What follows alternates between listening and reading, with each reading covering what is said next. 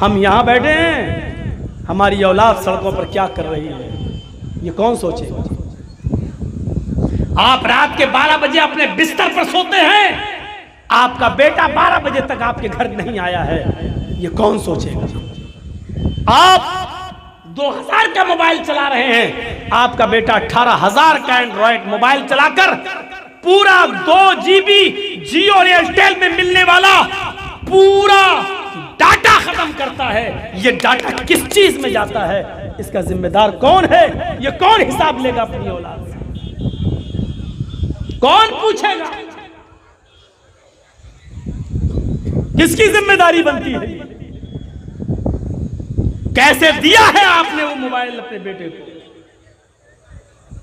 साहब आजकल पढ़ाई ऑनलाइन चल रही है, तुम घर पे नहीं रहते हो, ऑनलाइन पढ़ने के बाद फिर मोबाइल क्यों नहीं लेते हो अपने बेटे से?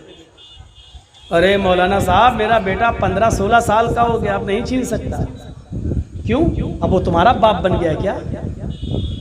हाँ यही समझ लो, समझ लो नहीं, आज तुम कह नहीं सकते हो अपने बेटे से। उसको मालूम है कि रात के 12 बजे से पहले पहले ये डाटा भी मिलेगा, फिर दूसरे दिन का डाटा शुरू होगा, अभी खत्म कर लो। आप कह नहीं सकते कि बेटे क्यों नहीं सोए हो, क्यों नहीं सोए हो? आप पूछ नहीं सकते हो अपनी औलाद से। और ये मोबाइल जब बेटियों के हाथ में हो तो और नहीं पूछ सकते, क्योंकि आपसे ज्यादा आपकी बेटियां होशियार हो चुकी हैं कि मोबाइल कब चलाया जाए, किस वक्त चलाया जाए और उसके लिए कौन सा वक्त ज्यादा मुनासिब है। क्योंकि आप जिस वक्त निगरानी करते हैं उसको आपकी निगरानी का टाइम मालूम है। और दुआ मांगती है अल्लाह सर्दियां जल्दी आएं, क्योंकि सर्दियों में ब्लैंकेट के अंदर और रजाई के अंदर चलाने में उनको जो आसानी होती है वो बाहर गर्मियों के दिनों में नहीं होती है।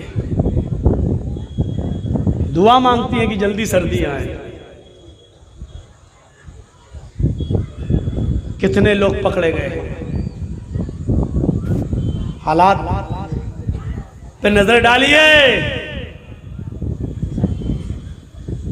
कितनी लड़कियों की एप्लीकेशनें हाई कोर्ट और सुप्रीम कोर्ट में पड़ी हुई हैं, गिनती गिन नहीं पाओगे,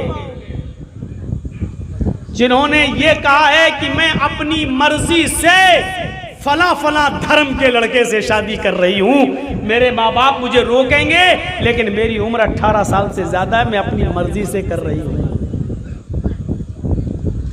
और ये अभी 2 महीने पहले का रिकॉर्ड बता रहा हूं मैं, 3-4 साल पुराना नहीं, ये फिर से उठा है। ये किसकी देन है? कभी सोचा है कि हमारी लड़कियां जब कल मरेंगी तो वो कब्र में दफनाई नहीं जाएंगी, वो जलाई जाएंगी। कभी आपने पढ़ा है कि आपकी बेटियों का जब निकाह होगा तो या अय्युहल्लज़ीना आमनुत्तकुल्लाह हक़्क़ तुक़ाती और या अय्युहन्नासुत्तक़ू रब्बकुमुल्लज़ी ख़लक़कुम मिन नफ़्सिन वाहिदा नहीं पढ़ा जाएगा, बल्कि वहां 7 फेरे लगाए जाएंगे। कभी आपने सोचा है कि आपकी बेटी जब अपनी ससुराल में घुसेगी तो उसके हाथ में कुरान और उसकी ज़बान पे कुरान की आयतें नहीं होंगी, बल्कि उसके सर पर चुटकी भर सिंदूर होगा। कभी आपने सोचा है कि आपकी बेटी अल्लाहु अकबर कहकर अल्हम्दुलिल्लाह रब्बिल आलमीन नहीं पढ़ेगी, बल्कि किसी मूर्ति के सामने वो खड़ी होकर घंटी बजाकर उसके सामने अगरबत्तियां जला रही होगी और गायत्री मंत्र पढ़ रही होगी, ओम भूर्भुवः स्वः। कभी आपने तसव्वुर किया है? और वो लड़का जो हमारी बेटी से शादी कर रहा है, 2-3 बच्चे पैदा करने के बाद हमारी बेटी को बेयारो मददगार छोड़ देगा और गवर्नमेंट उसका साथ देगी, क्योंकि यही करने के लिए तो यही सब करवाया गया था। आपको मालूम है कितनी यूनिवर्सिटीज ने यह कह दिया है कि अल्पसंख्यक लड़कियों के लिए, अल्पसंख्यक मुसलमान का नाम नहीं है, अल्पसंख्यक में मुसलमान भी आते हैं, सिख भी आते हैं, ईसाई भी आते हैं, लेकिन इशारा मुसलमानों की तरफ है।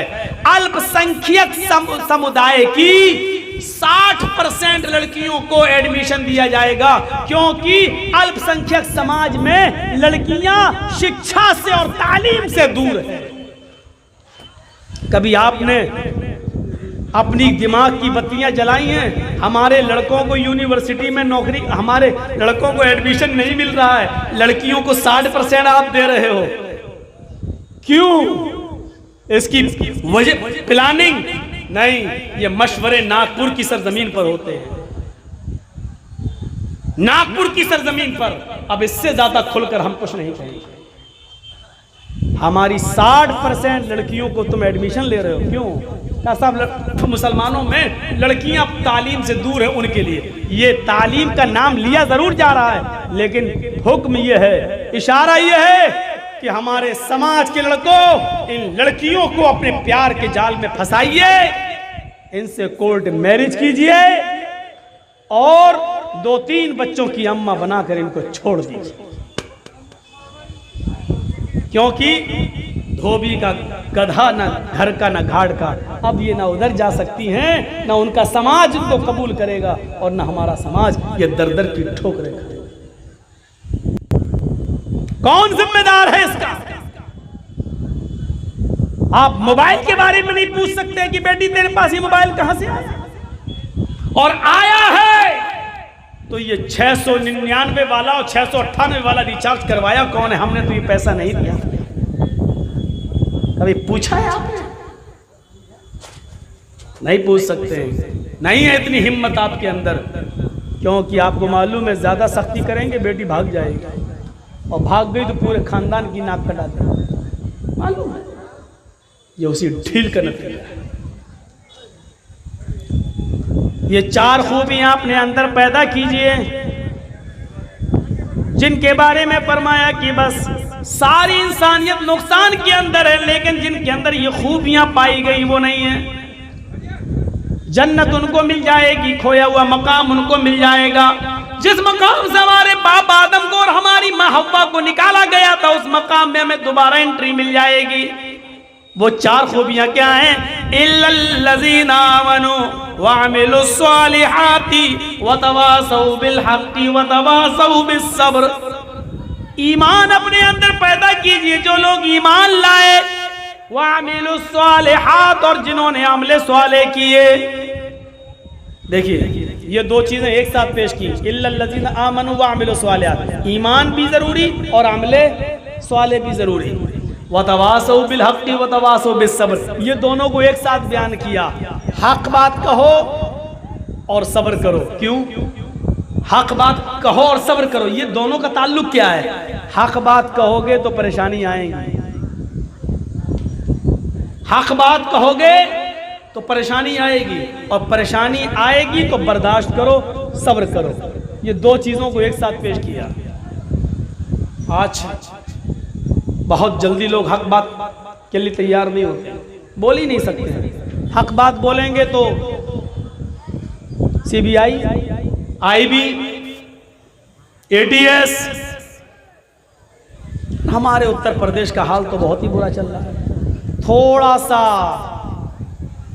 आपने कुछ भी कह दिया, कुछ भी, तो पहले तो आप अंदर जाओ। अब ये कहते रहो कि हमने नहीं किया, आपको ना कहने के लिए, ये साबित करने के लिए मैंने ये कहा नहीं। 4, 5, 10 साल आपको इसमें गुजारना, इसी में चले जाएंगे। आपको शायद मालूम होगा, एक ऐसे ही कोई डाल दिया था किसी ने YouTube वगैरह पर, लेकिन उसमें एक तरफ देखा जाए तो सच्चाई है कि एक हाथी भाग रहा था जंगल में, तो भैंस ने उससे पूछा कि तुम कहां भाग रहे हो, कहां भाग रहे हो? तो हाथी ने कहा है कि मैं इसलिए भाग रहा हूं जंगल में कि अभी अभी ऐलान हुआ है कि जो भी भैंस जंगल में दिखाई दे उसको पकड़ो और उसको ठूस दो जेल के अंदर, तो भैंस ने कहा कि जब ऐलान तो भैंस का हुआ है कि जो भी भैंस मिल जाए उसको पकड़ के ठूसो मारो, तो तुम तो हाथी हो, तुम क्यों भाग रहे हो? हाथी ने कहा है कि 20 साल तो मुझे ये साबित करने में लग जाएगा कि मैं भैंस नहीं हूं। तो भैंस ने कहा धक तेरी की, फिर वो भी भागी। तो ये सूरत हाल है इस वक्त हमारे मुल्क की, ये सूरत हाल है इस वक्त। हर आदमी का कलेजा नहीं है 35 और 36 मरतबा जेल में चला जाए। हर आदमी का, हर मौलवी का कलेजा नहीं है जो हक बात डंके की चोट पर कह दे। इसलिए हक और सब्र को एक साथ बयान किया, वतवासौ बिल हक़ी वतवासौ बिस सब्र। हक बात कहोगे तो परेशानी आएंगी, तो 4 काम अपने अंदर पैदा कर लो। ईमान, नंबर 2 अमले स्वाले, हक बात कहना हर हाल में, और हक बात कहने में जो परेशानी आए उस पर सब्र करना। ये 4 चीजें। पहली चीज ईमान। ईमान कैसा?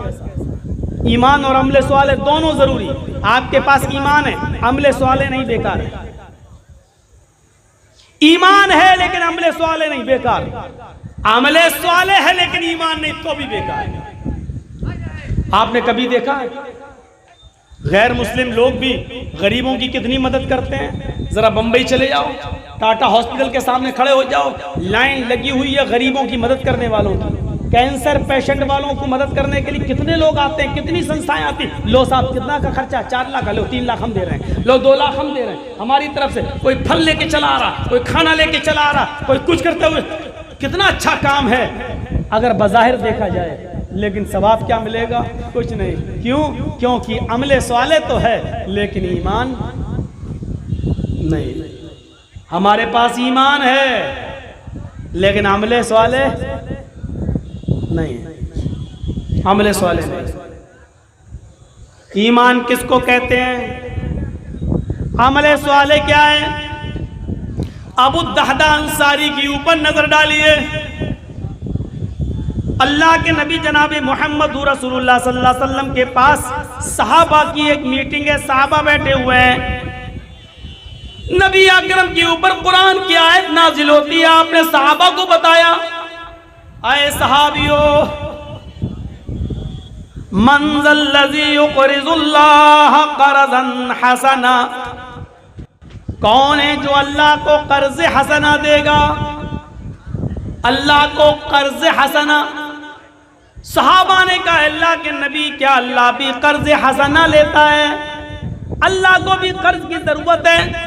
फरमाया कि हाँ, अल्लाह रब्बुल आलमीन भी कर्ज लेता है, कर्ज हसना। जो अल्लाह को कर्ज हसना देगा अल्लाह बदले में उसको जन्नत देगा। तुम दुनिया में अल्लाह की राह में खर्च करोगे, अल्लाह उसके बदले तुम्हें जन्नत देगा। कुरान की आयत नाजिल होती है। आपने सहाबा को सिर्फ अभी बताया ही है कि अल्लाह ने यह आयत नाजिल की है, जो हमको कर्ज देगा हम उसको बदले में जन्नत देंगे।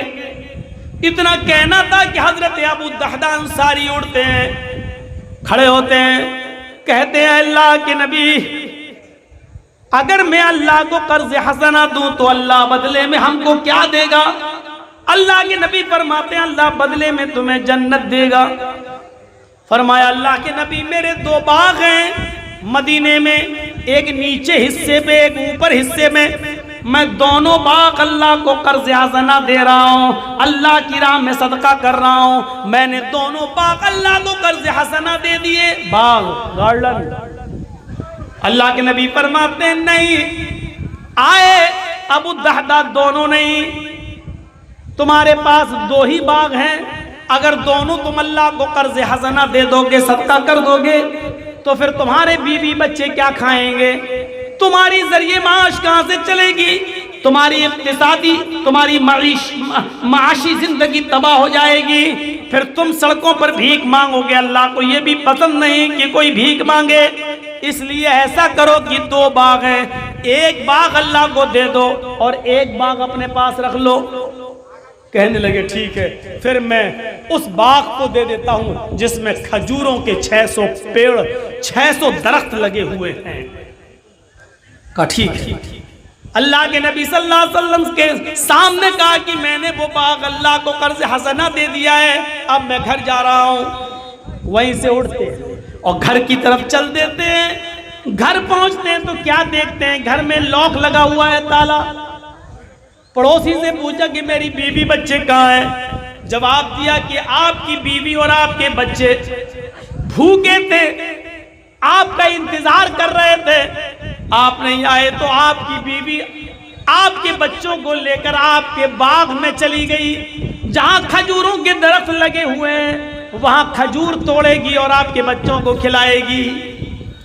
अब दादा वहीं से दौड़ लगाते हैं, तेजी के साथ भागते हैं और उस खजूर के बाग के बाहर खड़े हो जाते हैं और दरवाजे से झांक कर देखते हैं कि मेरी बीवी कहाँ है। अंदर नहीं जाते। क्यों?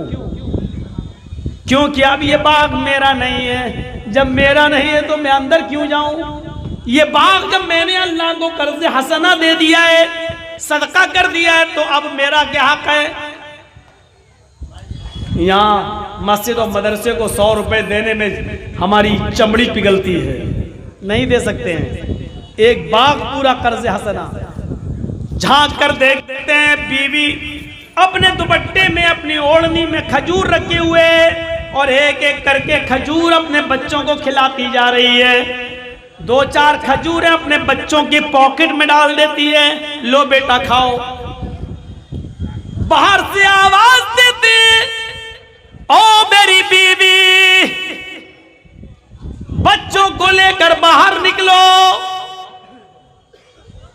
बीवी कहती है बच्चे भूखे, थोड़ा सा खजूर खा लेने दो। बाहर से आवाज देते अबू दादा, बीवी समझती क्यों नहीं हो? इन बच्चों को जल्दी से निकालो, बाग से बाहर आओ, बाग से बाहर आओ, ये बाग हमारा नहीं है। बीवी कहती है बाग हमारा नहीं है। खजूरों को देखती है, 600 पेड़ देखती है खजूरों को, कहती है सारे खजूर पक चुके हैं, अब ये कटने का नंबर है, बाजार में ये खजूर बिकेंगे, हमारे घर की तंगी मिटेगी, अच्छे दिन आएंगे।